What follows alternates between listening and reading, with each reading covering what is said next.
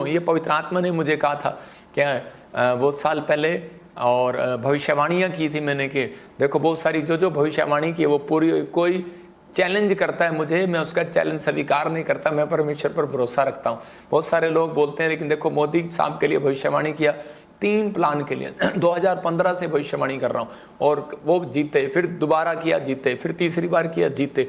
मतलब कि आपको एक एक्सपीरियंस होना चाहिए कि ये भविष्यता प्रभु की ओर से बता रहा है कि आपको गलत बता रहा है, और जिस दिन का कि ट्रेनें गिरेंगी अपनी पटड़ी से उतर जाएंगी।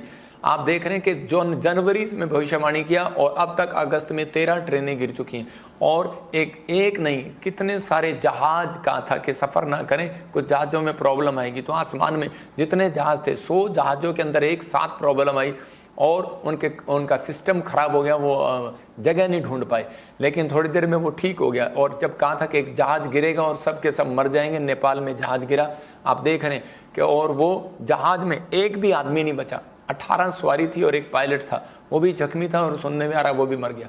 मैं उन लोगों को बता रहा हूँ या ना ही भी मरा हो, परमेश्वर चलो सबको सुरक्षा दे। लेकिन मेरे कहने का मकसद ये है कि पवित्र आत्मा अपने लोगों को वचन से बताता है, उनकी परिस्थितियों को बदलना चाहता है। परमेश्वर भविष्यवाणियाँ इसलिए कराता है कि ताकि आप लोग इस बात को समझें और परमेश्वर आपकी ज़िंदगियों में काम करे और आशीष दे। एक बच्चा भी कह रहा है कि वचन का मानना क्या होता है, वचन का पढ़ना नहीं। प्रकाशित वाक्य में लिखा केवल पढ़ने वाले नहीं मानने वाले भी बनो। आप जाते हैं और टीवी लगाते हैं, कभी किसी का वचन कभी किसी का वचन सुनते हैं, उस वचन सुनने का कोई फ़ायदा नहीं है कि जब तक आप अमल ना करें। आप वर्शिप करते हैं, कानों में लीड लगाते हैं, हु ला ला ला करते हैं, आप जो भी करते हैं, लेकिन उसी समय आपको क्या करना है, जब तक आप कहता है कि गीत अपने मन से नहीं गाएंगे। क्योंकि दाऊद बोलता है परमेश्वर मैं तेरे लिए एक नया गीत गाऊंगा, और परमेश्वर चाहता है, दाऊद को बोलता है, कहता है कि मेरे लिए नए नए गीत गाओ। मूसा को बोलता है मेरे लिए नए नए गीत गाओ। मूसा ने, सुलेमान ने, और कह रहे हैं कि अब्राहम ने, और जो भी इस समय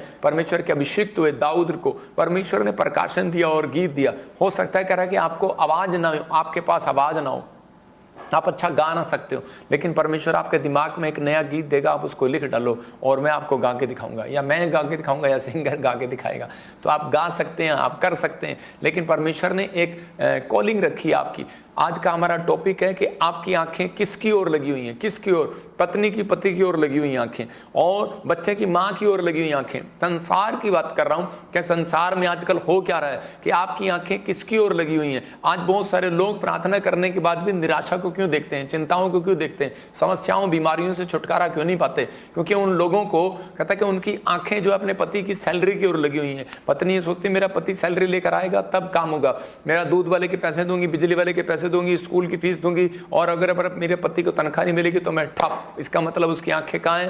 कहता है वो संसार की ओर लगी हुई हैं। लेकिन आज बच्चे की आंखें कहाँ लगी हुई हैं? बच्चे की आंखें माँ बाप की ओर लगी हुई हैं कि वो हमें पैसे देगा तो हम खाएंगे पिएंगे, हम स्कूल जाएंगे, हमें छोड़ कर आएगा। लेकिन परमेश्वर का आत्मा चाहता है कि हमारी आंखें जो हैं, कह रहे हैं कि परमेश्वर की ओर लगनी चाहिए। जब एक इंसान ने, एक विश्वासी ने अपनी आंखें परमेश्वर की ओर लगा ली तो उसी समय पवित्र आत्मा कहता है वो निराशा से बाहर आ जाएगा, वो चिंताओं से बाहर आ जाएगा। हो सकता है आप में से कोई बहन यहाँ पर ऐसी बैठी हो और वो आज बीमार पड़ गई और वो सोच रही हो कि शायद मेरे साथ ऐसा क्यों हुआ, मैं तो इतनी प्रार्थना करती हूँ, मैं तो इतनी लोगों की सेवा करती हूँ, लेकिन मैं बीमार क्यों पड़ी? परमेश्वर का आत्मा कह रहा डोंट वरी, कहता है तेरी आंखें अगर परमेश्वर पर लगी हुई हैं तो वो तेरा समय आ रहा है, तो चंगी हो रही है यीशु मसीह का नाम में। लेकिन बाइबल बताती है कह रहे कि अगर आपने दुख मुसीबतों में अपनी आंखें परमेश्वर की ओर लगाना सीख लिया तो आपको शर्मिंदगी उठानी नहीं पड़ेगी। आज के बाद आपकी गवाहियां कह रहे कि जबरदस्ती नहीं दोगे आप, कहते हैं परमेश्वर स्वर्गदूतों को भेजेगा, आपकी टेस्टमनी एक नहीं 100 की 100 बनेगी इस महीने के अंदर।